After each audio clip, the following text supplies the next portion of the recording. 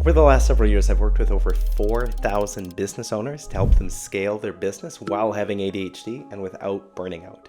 I have ADHD myself, so I've hit those same growth ceilings that others have hit before.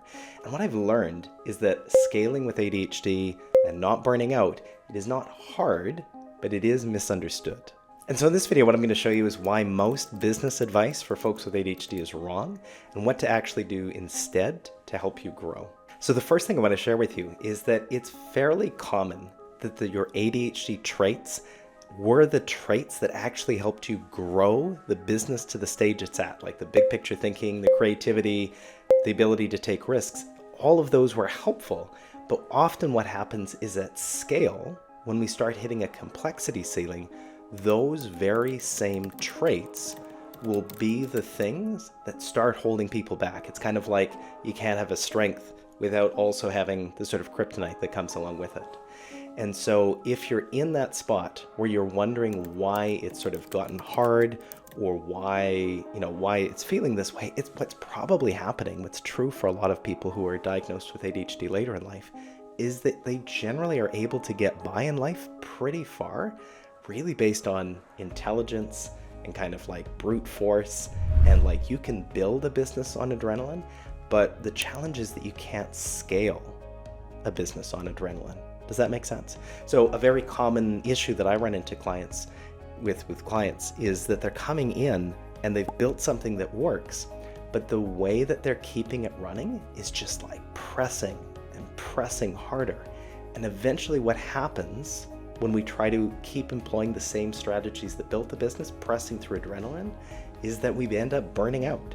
And it's not sustainable. And a business that is not sustainable is also not scalable. Next, most ADHD advice that you've probably heard of was not built for you. If you are somebody who learned about their ADHD later in life, you can't actually apply the exact same thing that will work with a 6-year-old to somebody who's a 46-year-old who runs a business. And the reason why is that a lot of what actually is holding people back, it's not actually just the sort of neurology of ADHD. It's all of the learned behaviors that we've built up over time. It can be the shame, the perfectionism, the rejection sensitivity. These are things that people are not born with. There's no perfectionist babies that are born. There's no babies born with rejection sensitivity. These are things that can develop. Avoidance, as an example, something that can develop. And quite often, and I think it's a real disservice, people sort of treat everyone with ADHD like it's the same situation. And the types of things that you're able to do as a business owner, it's very different than somebody who's an employee, just as an example. There's not really a time where you can kind of take your foot off the gas. And in knowing that, what I would offer is that one of the most important things you can do is actually to find examples in your life of people who are successful and own a business and have ADHD and have overcome it, and model those people. Quite often, the types of models that people pick for themselves, they're trying to model what works for their 6-year-old. That's not going to work. They're trying to listen to somebody who's trying to tell them to just visualize things differently. But ADHD isn't about visualization. It's not like you've never thought about having a planner. Or they're trying to follow kind of like neurotypical productivity books, trying to eat that frog. But your issue is not that you're lazy. Your issue is that you're ADHD. So like you have to actually, if you want to actually get through these things, you have to actually follow a path of find others in your life who have actually gone through that path and who are succeeding and scaling as somebody with ADHD, right? Find people who've made it their edge, not people dancing around on TikTok complaining that it's hard to adult, not people whose expertise is working with 6-year-olds. And lastly, the solution to these challenges is not by organizing complexity, it's by optimizing for simplicity. This is such a common thing. So people come and they're overwhelmed and like they're heading into burnout, and their thought goes to like, okay, I have, 150 things to do. What's the right color sticky note system and prioritization to organize 150 things? And the answer is, it's not going to work. It's not going to work.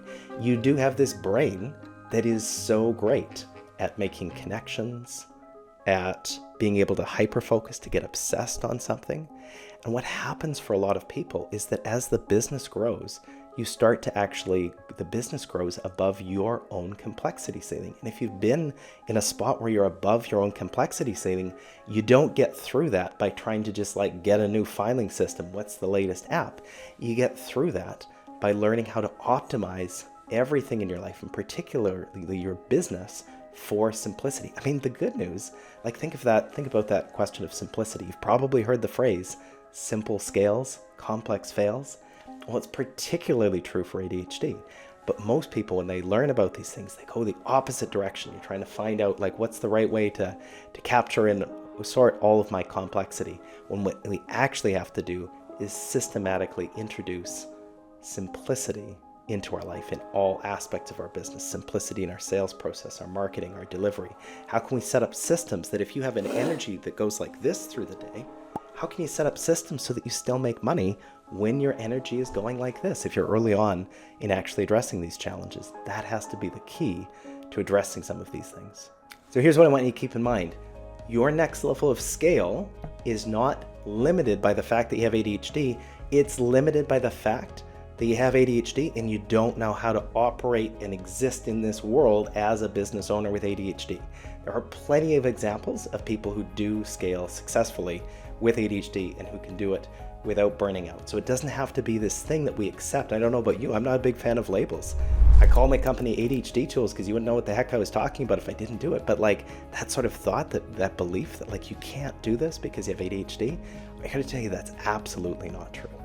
And so if you're a business owner with ADHD and you know that you have more potential than your current results actually show, what I encourage you to do is like and subscribe to this channel, where all we're going to talk about is exactly how to continue to scale without leading into burnout.